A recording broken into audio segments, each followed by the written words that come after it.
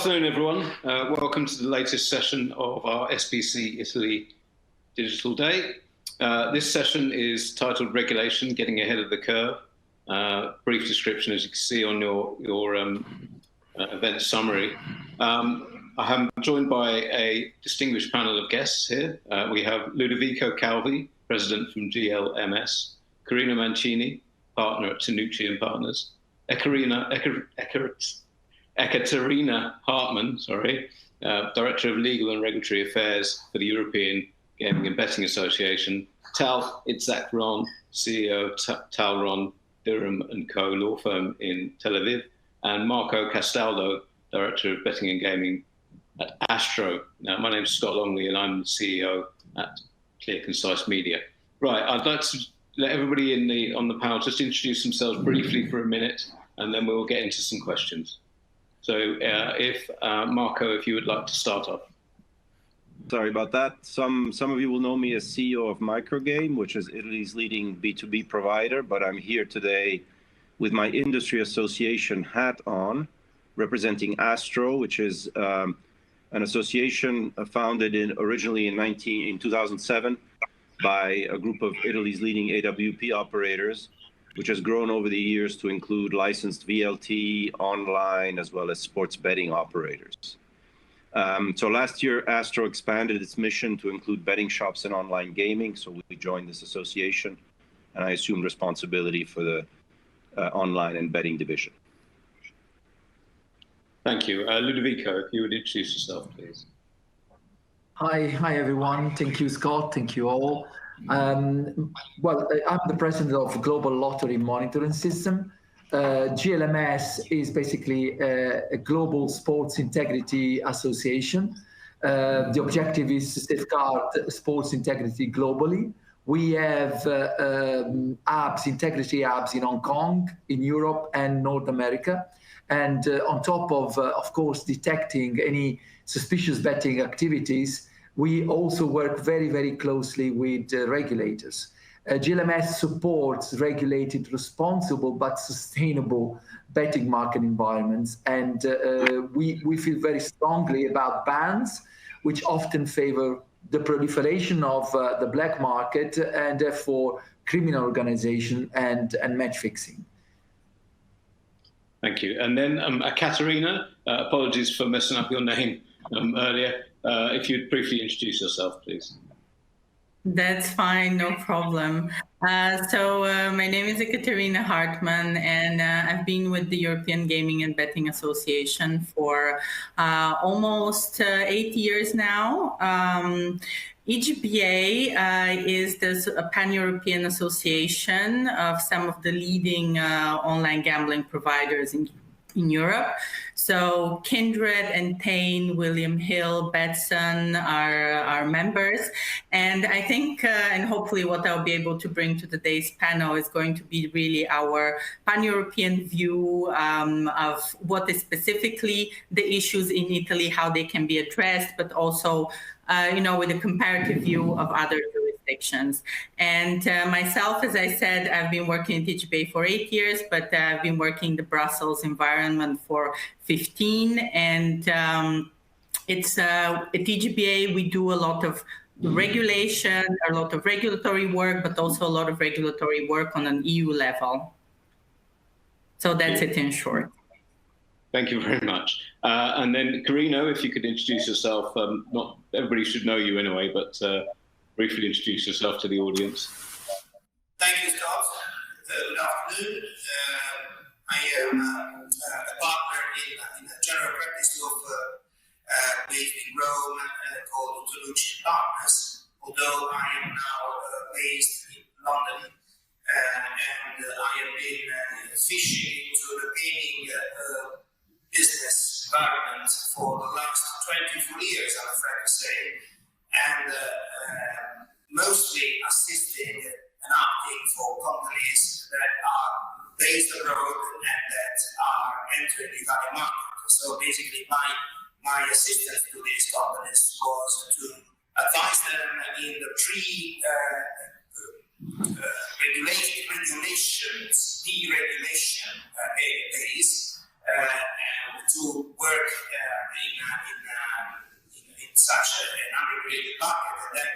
the regulations eventually were rolled out in 2008, 2006, and afterwards, my job was to secure a license for these companies and then assist them in the day-to-day operations, advise them in connection with commercial deals with local partners, helping them finding the most suitable local partners, taking over smaller operations, and so on and so forth.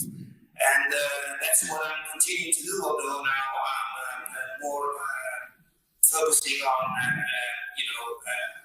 strategy advice based on the fact that the market is fully regulated and licenses are not available, so operators coming from abroad who still want to enter the market need to be guided in terms of the most suitable business model, the most workable marketing strategy, etc. So that's basically what I do.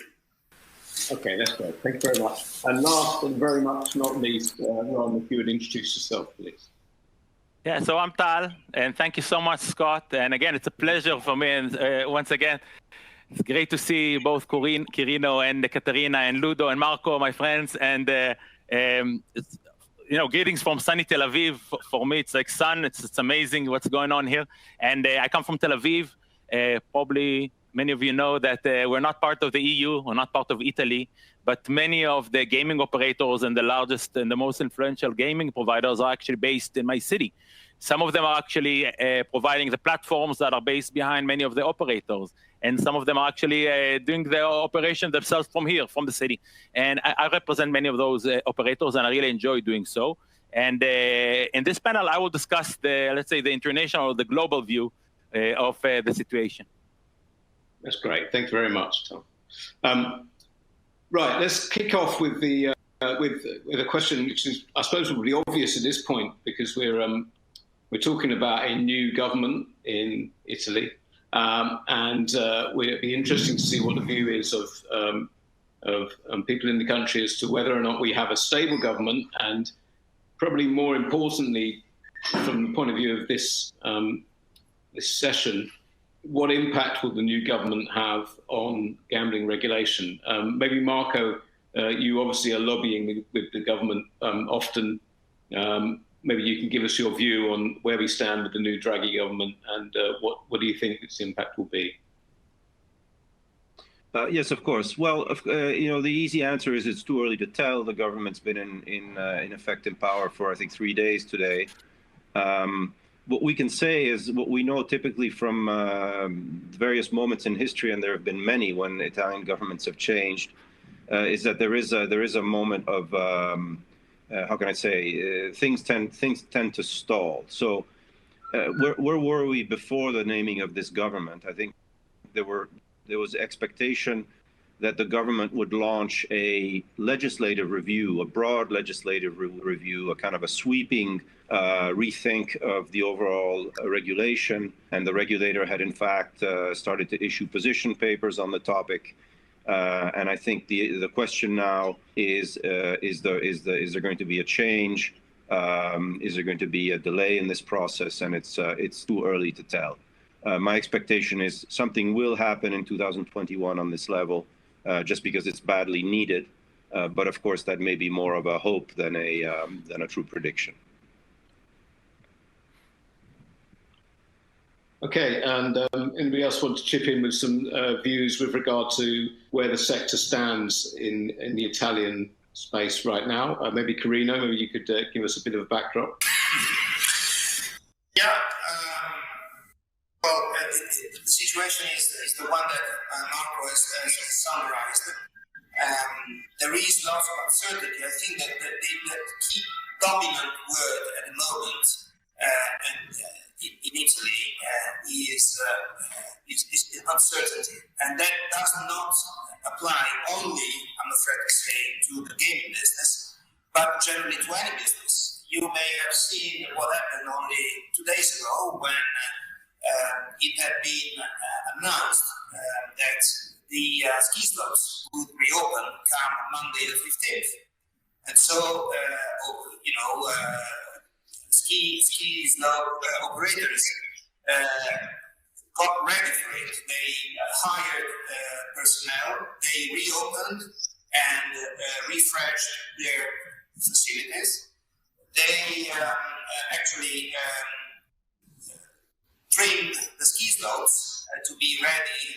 Never like this season, we had so much fresh snow on the Alps and also on the Apennines. And then just hours before the kickoff time, which was Monday the 15th, with tourists having already checked in at many hotels, the government announced, surprisingly, that they were backtracking because as a result of recommendation made by the emergency health unit that is working on the pandemic, and as a consequence of certain analysis, deep analysis of the impact of the famous English variant and South African variant on the latest contagions that were recorded in Italy, they were forced to call off the reopening of the ski slopes. And that was done hours before this was meant to happen. Of course, this triggered a major protest by the affected operators, but also a lot of puzzlement by all the rest of the population, because this may happen. This happened to the ski slopes, but this may happen to bars and restaurants. This may happen to the gaming industry. This may happen to any business. The problem that we are faced with at the moment is that although we know that there are much needed reforms that must be introduced in the gaming sector, because that's what we are talking about today, but more generally speaking, in any other business sector. Also because this is a condition precedent for the next generation Europe money to be made available to the Italian government. Now, these reforms are obviously being discussed. Lots of proposals and plans are being worked out. But then, when it comes to implement them, or when it comes to officialize them, there is a lot of uncertainty. And that uncertainty, I'm afraid to say, is the same that we also have with respect to the gaming business. Because these guys do not know if and when they will be allowed to reopen their land-based outlets. Many of them, in the past months, did lots of efforts and investments to fit their facilities to be, shall we say, more COVID, if not COVID-proof, COVID-resistant. And this entails investing money, spending money, making architectural adjustments, etc. And then the next day, someone stands up and tells them, sorry, we were wrong. We cannot let you reopen. So I guess the bottom line is this uncertainty is really a key factor this time. And, we would rather have to hope that the new government will speak less and act more. And if that entails saying there will be no gaming offer, no terrestrial gaming offer for the next several months until end of 2021 or whatever, so be it. But at least, please let us know that this is going to be the case. Okay. Now, the online space is probably in a slightly different situation with regard to Italy right now. At least it can operate, but of course it operates under limited ability, with a limited ability to go to market in terms of advertising and promotion. Could somebody discuss what that has left the situation with regard to operators in Italy, and what their confidence level is that they can reach the market at the moment, bearing in mind they can't advertise. And maybe Ludovico, if you would address that one. Yeah, well, the digital, well, first of all, I echo what Marco and Quirino mentioned. And at the end of the day, Scott, we all need desperately to speed up the vaccination process. The sooner people will be vaccinated, the better it's going to be for everyone. And I hope this is and I'm confident this will be the priority of this government, the highest priority. Because, at the end of the day, I agree with what Quirino mentioned with regards to having certainties. And if we need to be closed for 4 weeks more and have a just full lockdown, but just allowing people to get inoculated, get the vaccine into their arms, well, that's a strategy and will be implemented, and that's it. When it comes to your question, digital gaming has been growing, as everywhere else. In some cases, in some companies, P&L has been able to offset the losses we've seen on the retail side. In other cases, we have not been able to see that. Casino gaming in general and sports betting have really gained on the digital side. But what we have seen, unfortunately, is a growth of the black market. And this is not coming from operators as all over Europe.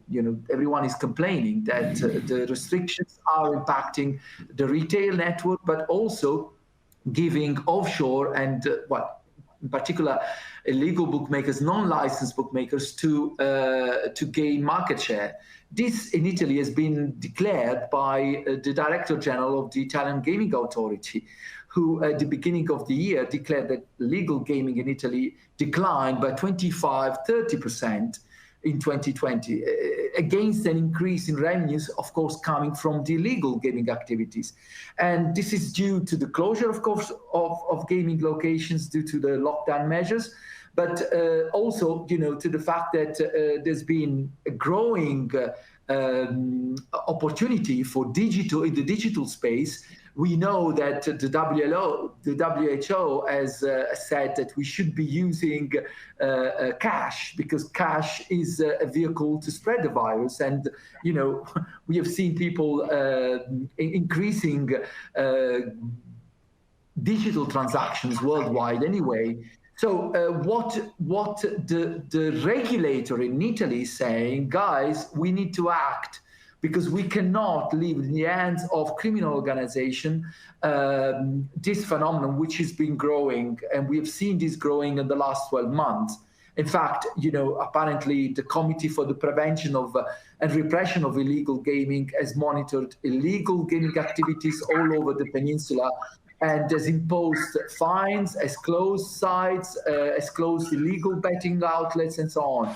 So we have also seen, the intention, as Marco said, by the Italian Gaming Authority to review the current gaming legislation, which would touch both the retail and digital gaming licenses, with the objective of modernizing the regulatory framework, of course, fighting the increasing illegal market, but also just trying to restore confidence following the effect of the pandemic. But what we've seen is also elsewhere, apart from Italy, is just how a black market is growing, and this is due to many factors. Operators are worried. This is coming, from the PricewaterhouseCoopers report, the recent one, which has been published, with the objective of qualifying the impact of the black market, and how it's been increasing everywhere in Europe. So I think that all in all, what will happen is that we need to really work on the health crisis first, and gaming will not be on the top of the agenda of this government in the next months. But I feel strongly about the fact that once vaccination is underway, government subsidies will be needed, the government will act, because the government today has some ministers which will be and are pro-business, and they will be making sure, as Draghi will, of course, that business is not left alone, and that we have the right safeguarding measures in place to safeguarding business in general and gaming as part of it. Thank you very Ludo. much. Yeah, if I may, I just heard what Ludo said, and if I may, I would be really happy to comment on that point, Ludo. We spoke about black market, and we all heard about black market, but from us coming from abroad, I think there is a major difference between criminals as we see it, paying in cash, doing maybe illegal land-based gaming, collecting cash, and doing illegal bets on one side. And that's maybe, a black market, as you guys in Europe may see it. Then what we see as, totally legit operations, maybe with licenses which are not like local licenses, but are paying taxes, having legit workforce, do not launder money, do proper KYC, work with proper compliance, and putting everything in the same basket, I think is not the best thing to take a view on that. And you can see that at the end of the day, if an operator has a license from Curaçao, from Alderney, even from an MGA, and then at the end of the day he's targeting several jurisdictions, has legal opinions, and work with proper KYC, proper onboarding of clients, I think that it's also I do not think that the same risk comes from these type of operators, which, from my eyes, are legitimate, than black market to collect money in cash or collect them in bitcoins. That's my view, and maybe it's a personal biased view, but this is, I believe, many of the people operating from outside of Europe, at least those who are not cowboys, those are working legitimately. Some of them are actually getting even incentives from the Israeli government for generating those and developing these platforms, and that's an interesting way to see it. It's like it's part of our economy here in Israel. No, it's fair, and it's a good point. And I was just making the point of the regulator. The social cost, the policing, is paid by the Italian government. Of course. That's why they expect operators to pay tax in Italy, and the same would apply to many European regulators. But Sure. I tend to agree. At the end of the day, it's what is the Italian government going to be doing with regards to licensed gaming operators, and what are the next steps, and how they see themselves when they declare, as they did, being, I would say, the only regulator in Europe to officially declare that black market has increased. While this is being mentioned by operators, licensed operators, and not regulators. Exactly. And that's the point I was trying to make, Tal. I agree totally. I was just referring to the point of what is the black.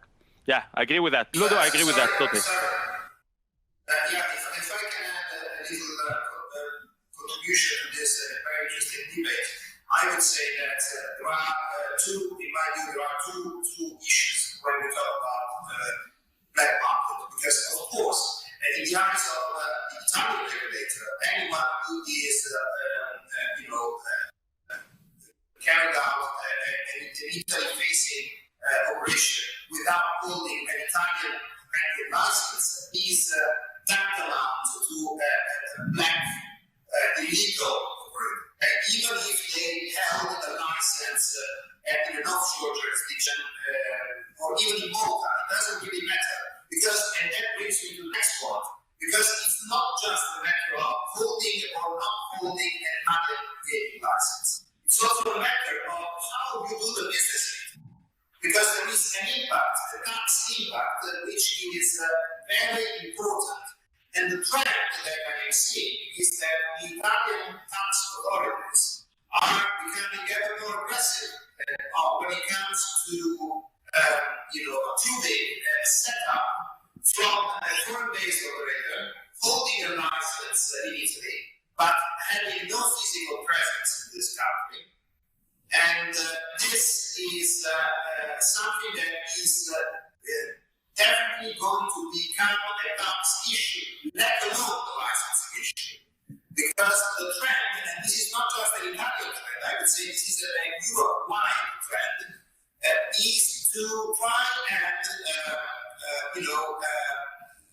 tax revenues.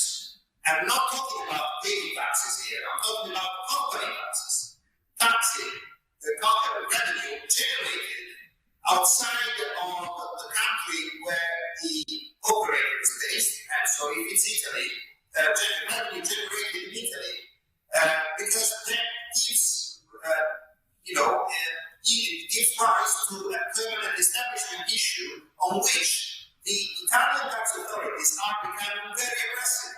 So this is a warning to foreign-based operators that this is not anymore just a licensing issue. It is also a big tax issue, at least potentially. Yeah, interesting, Karina. Thanks very much. Ekaterina, I'd like to bring you into the conversation. The debate around black markets.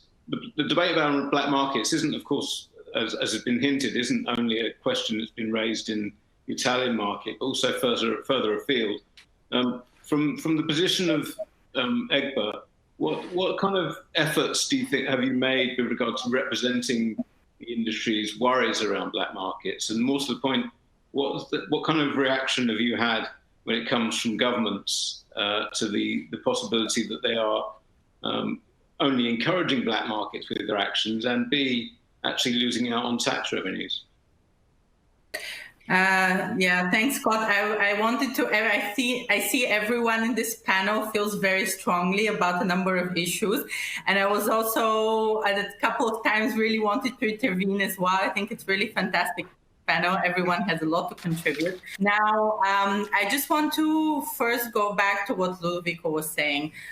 In Italy, the black market is rising. So what does this mean? It means essentially that Italy is failing at finding the right balance between proper regulation that protects the customer and a sufficiently attractive offer. Because channeling is ultimately the figure that says whether a regulation is successful or not.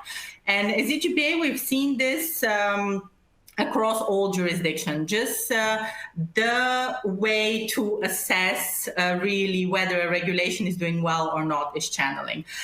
So it's actually very sad that the channeling rate in Italy is falling. And from what I hear, I'm not entirely sure that even if there are changes, whether these changes are going to actually solve the problems that currently exist. So to not have a black market, basically you need to have a very attractive, locally licensed market. And how is this going to be achieved? Well, this is certainly not going to be achieved by an advertising ban. This is going to be achieved rather by making sure that the balance, let's say, that the taxation is properly balanced, that the advertising is properly balanced, that the consumer protection measures are properly balanced. And unfortunately, at the moment, we don't see this in Italy, which is really a shame because Italy is one of the oldest regulated markets in Europe. And time and time again, it has done very well. But I think the advertising ban is definitely one of the things that had a very, very negative effect on the channeling. And now I'm not saying that advertising is not supposed to be a responsible advertising. And for this, we feel that a lot of operators also need to take in themselves kind of the blame and look at their own advertising policies, which is why EGBA also developed the code of conduct for advertising, because we have seen also in other member states and the proliferation of advertising restrictions. But on the other hand, completely banning advertising is actually just helping the black market to flourish. And then secondly, I think a large part also of why there has been an increase in the black market in Italy has to do with the taxation level.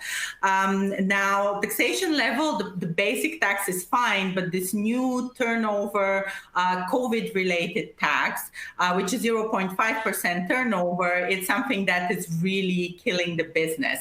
Because ultimately, in order to be able to offer attractive odds and to compete with operators coming from that are not licensed, coming from other jurisdictions, they're able to offer more attractive odds just because they don't have to have one, let's say, compliance costs, and two, don't have to pay this taxation, which has become quite high in Italy. So from our point of view, I think these would be the two kind of main issues that have really contributed to this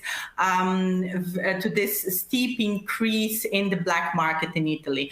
And the Italian regulator and legislator need to think very carefully about how they're going to regain the balance in the legislation in terms of protecting the customers well, but at the same time being able to offer attractive odds, because not being able to offer attractive odds really equals consumers going to the black market. Yes, I mean, Tal, if you want to address this question here, because if you're, there's a lot of global interest in the Italian market, obviously, and you've mentioned a number of companies, whether they be suppliers or indeed operators that are effectively Israeli-based companies that operate in the Italian market. But is the attractiveness of the market lessened because of the problems when it comes to A, advertising? How on earth do you enter the market if you can't advertise? And B, the fact that the tax rates are quite punitive at the moment? Look, I think that maybe the Italian market, if you see it on the whole, it will always be very, very attractive. But, it's like maybe when you have an operator, normally it does not focus only on the Italian market. Normally can take the Italian, the German together, maybe the French and other, French-speaking countries as well. Now, you don't have one Curacao-based or Alderney-based operator only focused on the Italian market. You take it as a mixture. What I can see, and that's very, very important to understand, that even those companies that in the past have been thinking that they can buy in $4,000 a Costa Rica license for transmitting data over the internet, they understand that that cannot be done, and that's very, very important. This is thing that I'm very proud of, because even those who are actually using, an offshore-based license, they understand that it's not enough. You need to have proper KYC. You need to have even the Curacao license is not enough on its own. When you want to target Italian clients, it's not on its own. You need also an Alderney license now. You need now proper KYC. You need several PSPs, and it's unbelievable how the things became very, very, very complex. So the things it's not as it have been several years ago, and that's very interesting how everybody from outside sees all the development. Of course, I'm not really aware of all those political developments as Quirino and Marco and Ludo and Ekaterina mentioned, because we are not really, people say sometimes someone snoozes in the EU and things happen here in Tel Aviv or in Ramat Gan. I believe that also in the gaming industry that also happens, but at the end of the day, we have our own ecosystem as, suppliers, and we all try to find the best legit ways to operate, Marco, going back to you and maybe putting your hat on as a microgame chief executive, would you say that the market now is as attractive as it has been from the point of view of your company, and are you hoping maybe that it will be a better environment in the years to come or in the months to come if you can potentially persuade the government to be more friendly, particularly towards the online environment? Maybe you could answer that. Yeah, and I'd like to also address some of the issues that were raised, which is a very interesting debate. So the market, I think, is looking more and more interesting going forward. Clearly, the pandemic has accelerated a transition in consumer behavior and consumer trends. Not I think from land-based to online, but from the two different models to a multi-channel model. So I think the market is evolving fast. or much faster towards a multi-channel model. And it's, the response of players despite shop closures shows that the demand is there, that I think will contribute to growth in the market over the years to come. So from the business perspective, the market outlook is very attractive. From the regulatory perspective, I'd like to take a step back and see that, if we think about the black market growing, I think we have to consider, that there's a pandemic effect, of course, that has caused the black market to grow, and I think there has also been an effect related to the political backlash against gaming that has become more serious over the last few years, that maybe culminated in the advertising ban. But before that, Italian regulation, I think, is a good example of how a national model, and I stress national, to comment, what the Tal was saying, a national regulatory model that has been, finally, fine-tuned over the years to make the offer look more and more attractive with respect to the international and the black market offer. And the results are there to be seen, because the increase in the market, the increase in the online market, the increase in the gaming machine market, when the gaming machine market was regulated to substitute the illegal video poker market, all of these are signs of great success. I think the Italian legislator and the Italian regulator have worked really successfully over the years to take a huge iceberg, and make it emerged out of the sea, going from nothing to almost 10 billion of tax revenues. And, most of that isn't growth in playing. Most of that is black market becoming white. So the national regulatory model has proven to be a success. Now, unfortunately, recently, for many reasons, there's been a huge political backlash, and there's been a dominant prohibitionist idea, that has taken control, and it's led to things like the advertising ban. It could lead to worse things. It's led to a chaos regionally in Italy, where regions or even cities now believe themselves free to regulate whether betting shops or gaming halls can be opened or not. And that is what now needs reform. Now, we have to work against the tide of negative sentiment towards the gaming industry, which is to a large extent a result of, mistakes by the industry itself. And, so from my point of view, not only as a manager, but as representing an industry association in Italy, we have to defend, a national regulation model which does what Ekaterina was saying, which is, make the model safe for consumers, but also, defends the industry, because a lot of this is about, or most of this is about, growing our industries, growing employment, growing know-how, growing technology. I mean, that's one of the key things that we have to be about. And of course, it doesn't happen if we don't have a safe playing environment. It doesn't happen if we don't prevent or treat pathology related to gaming. But that's ultimately the objective. Now, given that that's what we're trying to promote, and we're trying to get the government or politicians to see us as an industry that has the dignity and a right to exist, I think it's totally counterproductive to work against the national regulatory model. And so, I don't think it's good policy for the industry to go to politicians and say, look, if you're in Curaçao or you're in Alderney, well, they've got KYC there as well. When you're talking to a politician who believes that gaming should be banned because we're all out there to make people sick and take their money. We have to defend a strong regulatory system that is focused on defending consumers. And nobody will ever convince me that a regulatory jurisdiction, which is essentially a license factory, protects consumers. When their consumers don't even bet. So there's a fundamental issue here about the philosophy of the underlying regulatory system, where I think the national prerogative, unless we respect that national prerogative now, we have to expect politicians to keep bashing away at the gaming industry.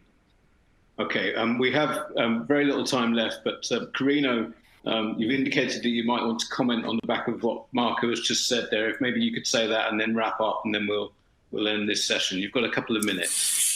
Sure. I fully agree with Marco. My only concern is that, as I said at the beginning of this very interesting and lively chat, I have been fishing in this water for more than 20 years now. And throughout all these years, I've never seen any consistent, coordinated, scoped lobbying by the industry on the government, whoever was on the ruling plate, no matter who was on the ruling plate. That's the core of the problem. This industry in Italy, the gaming industry, is unable to speak with one word, with one voice, to think with one head.